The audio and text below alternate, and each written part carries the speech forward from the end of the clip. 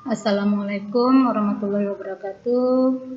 Selamat pagi anak-anak ibu semuanya. Hari ini kita masuk kembali dalam pembelajaran daring. Di mana pada pagi hari ini kita masuk bagian bab yang kedua, yaitu mengenai perlindungan dan penegakan hukum di Indonesia. Yang bagian A adalah hakikat perlindungan dan penegakan hukum. Pertama, konsep perlindungan dan penegakan hukum. Menurut Andi Amzah, perlindungan hukum dimaknai sebagai daya upaya yang dilakukan secara sadar oleh setiap orang maupun lembaga pemerintahan dan swasta yang bertujuan mengusahakan pengamanan, penguasaan dan pemenuhan kesejahteraan hidup sesuai dengan hak-hak asasi yang ada. Makna tersebut tidak terlepas dari fungsi hukum itu sendiri, yaitu untuk melindungi kepentingan manusia. Nah, jadi, fungsi hukum itu adalah untuk melindungi kepentingan manusia. Nah, sementara menurut Simanjuntak mengartikan perlindungan hukum sebagai segala upaya pemerintah untuk menjamin adanya kepastian hukum serta memberi perlindungan kepada warganya agar hak-haknya sebagai warga negara tidak dilanggar, dan bagi yang melanggarnya akan dapat dikenakan sanksi sesuai peraturan yang berlaku. Dengan demikian, suatu perlindungan dapat dikatakan sebagai perlindungan hukum apabila mengandung unsur-unsur sebagai berikut. Yang pertama, adanya perlindungan dari pemerintah kepada warganya. Yang kedua, jaminan kepastian hukum. Yang ketiga, berkaitan dengan hak-hak warga negara.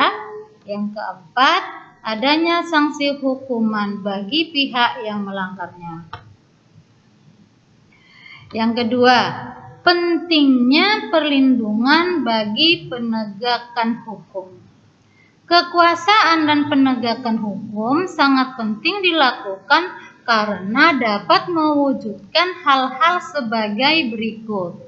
Yang pertama, tegaknya supremasi hukum. Nah, supremasi hukum bermakna bahwa hukum mempunyai kekuasaan mutlak dalam mengatur pergaulan manusia dalam berbagai macam kehidupan. Nah, dengan kata lain, semua tindakan warga negara maupun pemerintahan selalu berlandaskan pada hukum yang berlaku. Tegaknya supremasi hukum tidak akan terwujud apabila aturan-aturan yang berlaku tidak ditegakkan baik oleh masyarakat maupun aparat penegak hukum. Nah, yang kedua, tegaknya keadilan.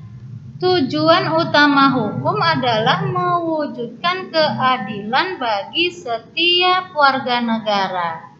Nah, setiap warga negara dapat menikmati haknya dan melaksanakan kewajibannya merupakan wujud dari keadilan tersebut. Nah, hal itu akan terwujud apabila aturan-aturan ditegakkan. Nah, bagian ketiga, mewujudkan perdamaian dalam kehidupan di masyarakat. Nah, kehidupan yang diwarnai suasana yang damai merupakan harapan setiap orang. Nah, perdamaian akan terwujud apabila setiap orang merasa dilindungi dalam segala bidang kehidupan. Hal itu akan terwujud apabila aturan-aturan yang berlaku dilaksanakan. Suatu ketentuan hukum mempunyai tugas sebagai berikut. Yang pertama, menjamin kepastian hukum bagi setiap orang di dalam masyarakat. Yang kedua, menjamin ketertiban, ketentraman, kedamaian, keadilan, kemakmuran, kebahagiaan. Nah, yang berikutnya adalah menjaga jangan sampai terjadi perbuatan main hakim sendiri dalam pergaulan masyarakat.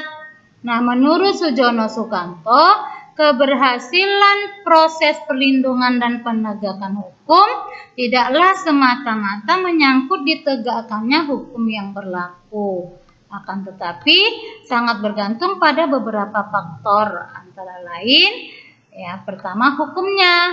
Dalam hal ini yang dimaksud adalah undang-undang yang dibuat tidak boleh bertentangan dengan ideologi negara.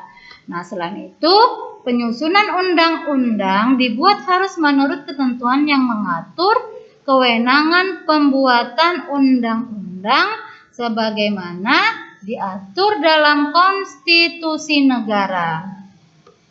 Nah, selanjutnya undang-undang haruslah dibuat sesuai dengan kebutuhan dan kondisi masyarakat di mana undang-undang tersebut diberlakukan.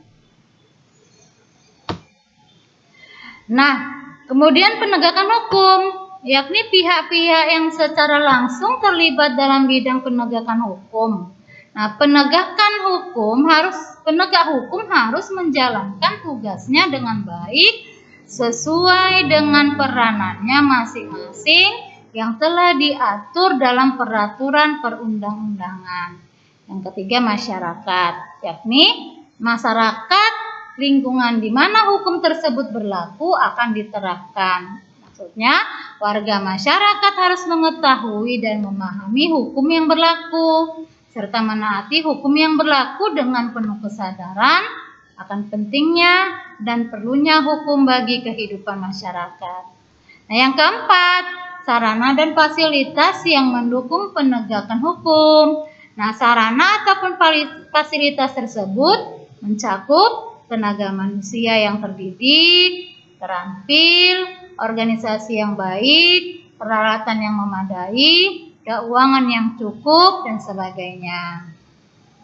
Baru kemudian, kebudayaan, yakni sebagai hasil karya cipta dan rasa yang didasarkan pada karsa manusia di dalam pergaulan hidup. Nah, kebudayaan mencakup nilai-nilai yang mendasari hukum yang berlaku. Nah, nilai-nilai apa yang dianggap baik, nah ya, sehingga dianut, dan apa yang dianggap buruk, nah ini dihindari. Oke, baiklah anak-anak ibu sekalian. Hari ini pertemuan kita sudah selesai. Yang bagi yang belum jelas, boleh kamu tanyakan. Ya. Nah, yang sudah jelas, Ibu akan tanya kepada kamu. Ya. Cobalah kamu jelaskan, apa sih pentingnya hukum bagi suatu negara? Oke, Sikra, kamu jawab, nak. Oke, terima kasihlah anak-anak. Sampai sini pertemuan kita. Selamat pagi. Assalamualaikum warahmatullahi wabarakatuh.